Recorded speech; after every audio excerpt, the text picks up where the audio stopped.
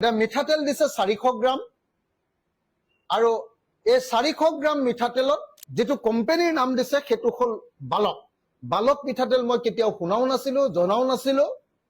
বিপদত পৰা মানুহক এনেকুৱা ধৰণৰ বস্তু খুৱাৰ কাৰণে মই শুনামতে এইটো লখিমপুৰৰ পিনে এনেকুৱা ধৰণৰ কোনোবা এটা মানে মই পিছৰখিনি নকওঁ আৰু নিজে তদন্ত কৰি ল'ব।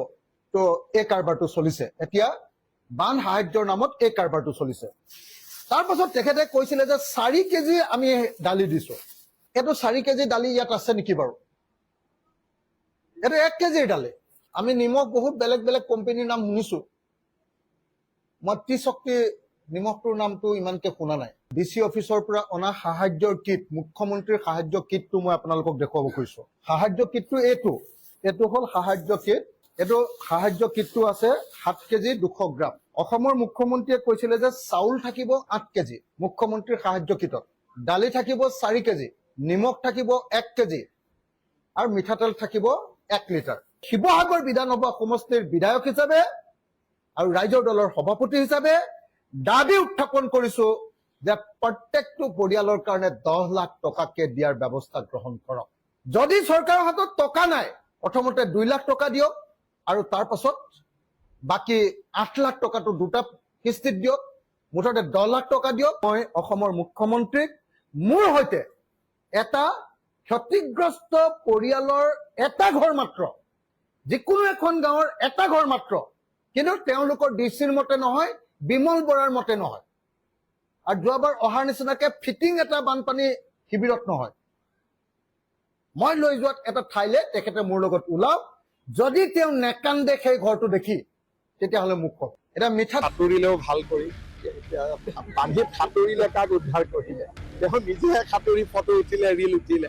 মইতো মুখ্যমন্ত্ৰী, মইতো ইয়াৰ ৰিলৰ কম্পিটিশ্যন কৰিব নোৱাৰো। আপোনালোকে তেওঁ সাঁতোৰা নিউজটো চলালে, কিন্তু তেওঁ সাঁতোৰাই কাক উদ্ধাৰ কৰিলে সেই নামটোতো নোলালে। তেওঁ চৰকাৰটো চলোৱা নাই, আমি চৰকাৰ চলাওঁ, গতিকে চৰকাৰৰ কথা আমি বুজি পাওঁ। নাগালেণ্ডতো বানপানী হৈছে, তেওঁলোকে অধ্যয়ন কৰিব লাগিব, তেওঁলোকৰোতো অৱস্থা বেয়া হৈ আছে। যোৱা 2 দিন ধৰি মই শিৱসাগৰ আৰু চৰাইদেউ জিলাৰ বানাক্ৰান্ত ৰাইজক সাক্ষাৎ কৰিছো। অহাকালি ভাৰত চৰকাৰৰ মন্ত্ৰী JP নাড্ডা ডাঙৰীয়াও আহিব আৰু আমি প্ৰচেষ্টা কৰিছো যে বান আক্ৰান্ত ৰাইজক কেনেকৈ আমি সহায় কৰিব পাৰো। 9 তাৰিখৰ পৰা আমি জৰীপো আৰম্ভ কৰিম, যাতে বানাক্ৰান্ত ৰাইজক আমি যিমান সোনকালে পাৰো আমি সহায়ৰ হাত আগবঢ়াব পাৰো।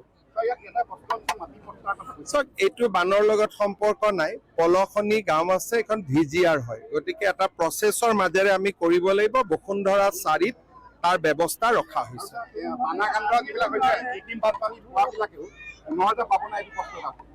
যাৰ ক্ষতি হৈছে আমি দি দিম, আৰু প্ৰায় 1 লাখ মানুহৰ তালিকা বনিছে, গতিকে আমি আৰু তাত বহুত বেছি চোৱা নাই। জিলা আয়ুক্তই যাৰ নাম দিছে তাকে আমি দিছো। একদম পাবা। নগৰৰ পানীটো ব্ৰহ্মপুত্ৰৰ অলপ সীমাটো ওপৰত থাকিলে পানীখিনি ওলাই যোৱাত অসুবিধা হয়। পাম্প আদি লগাব পাৰি নেকি তাৰ ব্যৱস্থা আমি কৰি আছো। যোৱাকালি অইল ইণ্ডিয়াৰ পৰাও পাম্প আহিছে। আমি চেষ্টা কৰিম যিমান সোনকালে পাৰি পানীটো ফ্লাছ আউট কৰাৰ কাৰণে। হাইৱেটো এটা মথাউৰি টাইপ হৈছে, আৰু হাইৱেটোৰ কাৰণে ইফালৰ পৰা পানী সিফালে অহা নাই। আচলতে শিৱসাগৰ চৰাইদেউ জিলাত আগত বানপানী নাছিল কাৰণে হাইৱেটোৰ ডিজাইনটো তেনেকুৱা হ'ল। এতিয়া মই NHIDCLক অনুৰোধ কৰিম যাতে ক্ৰছ ড্ৰেইনেজ কৰি দিয়া যায়, কাৰণ এইটো আগত তেনেকুৱা হোৱা নাছিল কাৰণে এইফালে তেওঁলোকে ক্ৰছ ড্ৰেইনেজ খুব কম দিছিল।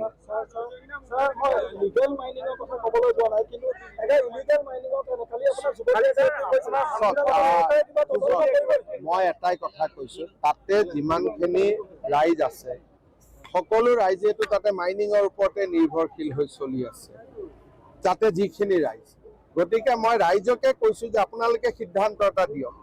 তাত এগৰাকী ছোৱালীয়ে কৈছে, বাকী কেইগৰাকী চবেই কৈছে আমি খাম কেনেকে। গতিকে এই গোটেই কথাটো যিহেতু আমাৰ শিল নহয়, নাগালেণ্ডৰ পৰা শিল আহে, আমি মাইনিংটো তাতে নাগালেণ্ডতো অসম চৰকাৰে বন্ধ কৰিব নোৱাৰে। আমি ক্ৰাছাৰ কেইটা বিহুবোৰত বন্ধ কৰি দিব পাৰো।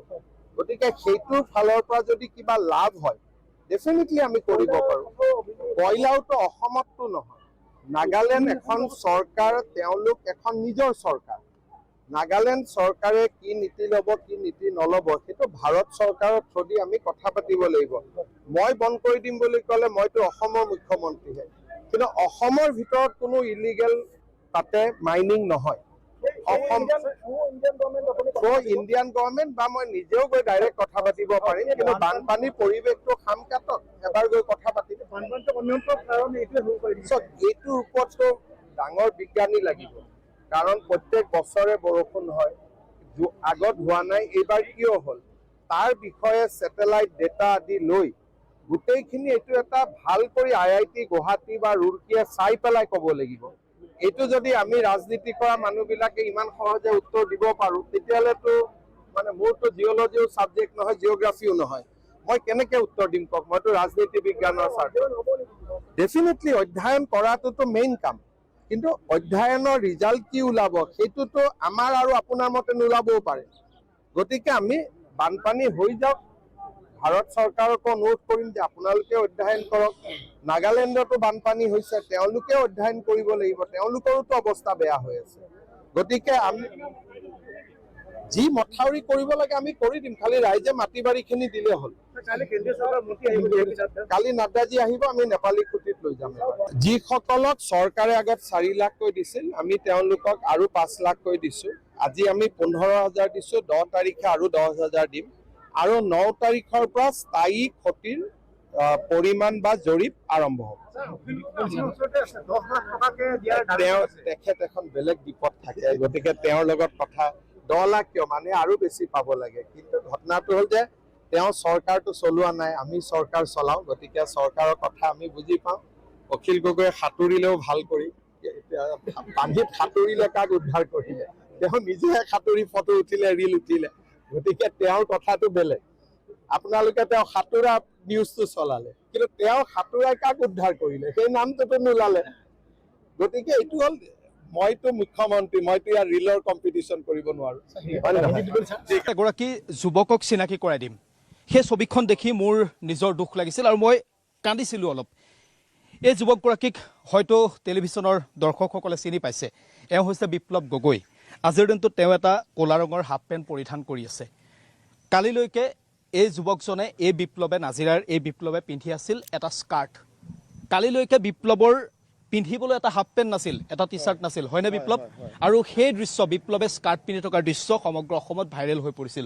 বিপ্লৱ, কিয় হৈছিল এনেকুৱা? হঠাৎ এনেকুৱা পৰিস্থিতি আহি গ'ল, কাপোৰ নোহোৱা হৈ গ'ল, স্কাৰ্ট পিন্ধিবলগীয়া হ'ল। হয়, বানপানীটো ইমান সোনকালে যে তাৰ গতিবেগটো সলাব মই ভবা নাছিলোঁ। ইমানেই ফাষ্ট আহিছিলে যে সেইটো সময়ত মই কামৰ পৰা আহিলোঁ, কামৰ পৰা আহি পানি জাষ্ট গাটো ধুই মই হাফ পেণ্টটো পিন্ধি আছিলোঁ, যে হাফ পেণ্টটো পিন্ধি থকা অৱস্থাত পানী আহিছে। আমাৰ গাঁৱৰ ফালে হৈছে, তেতিয়ালৈকে আমাৰ ইয়াত পানীটো অহা নাছিলে। যেতিয়া এই ৰাস্তাটো নিগৰি পানীটো আহিছে, সোঁতবিলাক ল'বলৈ ধৰিছে, ঘৰৰ ভিতৰৰ বস্তু মানে সামগ্ৰীবিলাক মোৰ মিছেছে কৈছে যে ডিভানৰ ওপৰত তুলি দিওঁ। ডিভানত তুলিবলৈ নেপাওঁতে একাঠো পানী হৈছে। ডিভানখন অলৰেডি 3 ইঞ্চি 4 ইঞ্চি আছে। ঠিক তেনেকুৱাতে মোৰ বেবীটো, মানে মোৰ এককাল তেতিয়া হৈ গ'লগৈ যেতিয়ালৈকে হেৰি হৈছে। মোৰ বেবীটো 1.5 বছৰ হৈছে। তাক মানে বচাবলৈ মই নিজে মোৰ ঘৰৰ কিনাৰৰ কাষৰ মানুহ ঘৰলৈ গৈছিলোঁ। কাষৰ মানুহ ঘৰৰ মানে ফাউণ্ডেশ্যনটো অলপ ওখ, ভাবিছিলোঁ তাত হয়তো আমি নিজকে ৰক্ষা কৰিব পাৰিম। কিন্তু যিমানে গতিবেগত মানে পানীটো আহিলে, তেওঁলোকৰ ফাউণ্ডেশ্যনটো ইমানটো হৈ গ'ল, কঁকাল হৈ গ'ল। সেইটো সময়ত আৰু মানে তাতো থাকিব পৰা হেৰি নাই, কাৰণ নিজৰ সন্তানটোক বচাবলৈ মই চাইছোঁ। কাপোৰ কানি চব উটুৱাই লৈ গ'ল, চব উটুৱাই লৈ গ'ল। তেতিয়ালৈকে মোৰ ঘৰত কি আছে সেইবিলাক মই পাহৰি গ'লোঁ। কাপোৰৰ কথাটো একদম মোৰ তেতিয়ালৈকে দিমাগত নাই মানে। তাৰপিছত তেওঁলোকৰ ঘৰৰ পৰা মই ওলাই আহিছোঁ, তেতিয়ালৈকে মোৰ ইমানটো পানী হৈছে। মোৰ বেবীটোক মই এনেকৈ লৈ কেনে এনেকৈ দাঙি মোৰ কাষৰ বৰ্তাৰ ঘৰত মানে চৰ্টৰ ওপৰত উঠিছোঁগৈ।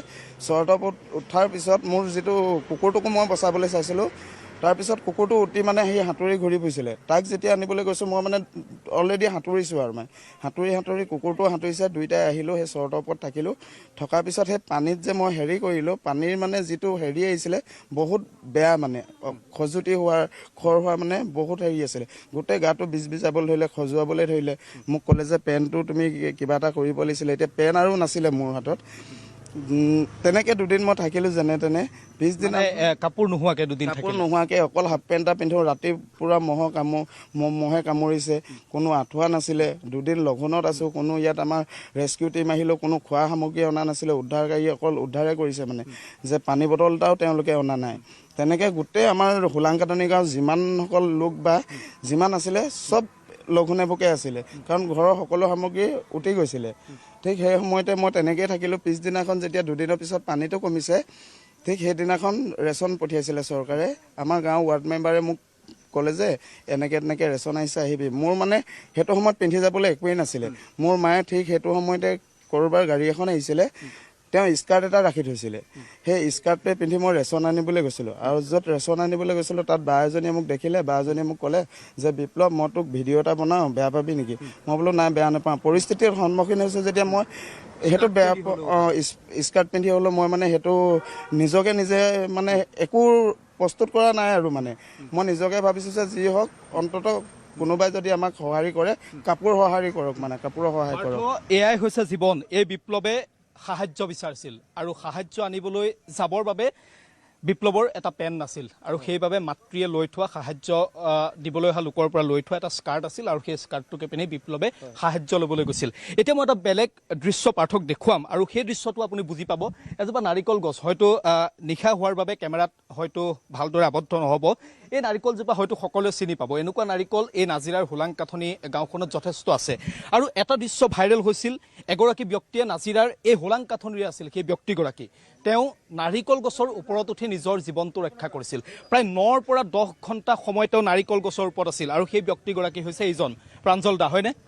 নামটো প্ৰথমতে কৈ লওঁ। প্ৰাঞ্জল দত্ত।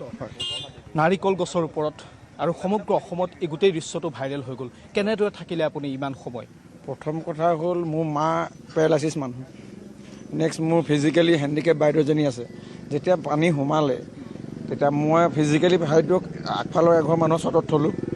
নেক্সট মাক নিছোঁ। নিয়াৰ পাছত মই যেতিয়া ঘৰত দুপত বস্তু উদ্ধাৰ কৰিবলৈ আহিছোঁ, তেতিয়া মোৰ ডিঙি পালেহি পানী। তেতিয়া মোৰ কোনো বস্তু উদ্ধাৰ কৰিবলৈ সময় নাই। মই তাক বাচিবলৈ মই সাঁতুৰি দিলোঁ। সাঁতুৰি মোক সুতে নি মোৰ আমাৰ পিছফালে এজোপা নাৰিকল আছে, নাৰিকলৰ পাতটোত মই ধৰিলোঁ। ধৰি সেই পাতটোত মই আপুনি ঘাঁহ দেখিব পাৰে, সেই পাতটোত চুঁচৰি উঠি যদি কেমেৰাত অকণমান যদি দেখুৱাই, এই মানুহজনৰ হাতত এতিয়াও আঘাত আছে। তেওঁ নাৰিকলজোপাৰ পাতত ধৰি জীৱনটো বচাবলৈ চেষ্টা কৰিছিল। নাৰিকলৰ ফাঁকত ভৰি দি থিয় হৈ থাকিলোঁ প্ৰায় 9 ঘণ্টা। 9 ঘণ্টা সম্পূৰ্ণ। ৰাতিপুৱা 5 বজাত উদ্ধাৰকাৰী দল আহিছে, উদ্ধাৰকাৰী দলে উদ্ধাৰ কৰিছে। সেই সময় এতিয়াও ভাবিলে আপোনাৰ দুখ নালাগেনে? মৃত্যুৰ মুখৰ আগৰ পৰা ঘূৰি আহিছোঁ। মৃত্যুৰ মুখৰ আগৰ পৰা কোনেও মোক সহায় কৰিব নোৱাৰে। সেই টাইমত 9 ঘণ্টাৰ পাছত আপোনাক কোনে উদ্ধাৰ কৰিলে? উদ্ধাৰকাৰী দল আহিছিলে। সেই 9 ঘণ্টা আপুনি কেনেকৈ থাকিলে? প্ৰতি মুহূৰ্তত মৃত্যু। তললৈ যদি আপোনাৰ নাৰিকলজোপা কেনেবাকৈ যদি পানীয়ে উটুৱাই নিয়ে, আপোনাৰ জীৱন শেষ। মোৰ জীৱন শেষ। মই সেইটোৱে ভাবি আছোঁ যে নাৰিকলজোপা যদি উঘালি যায় মই আৰু নাথাকোঁ।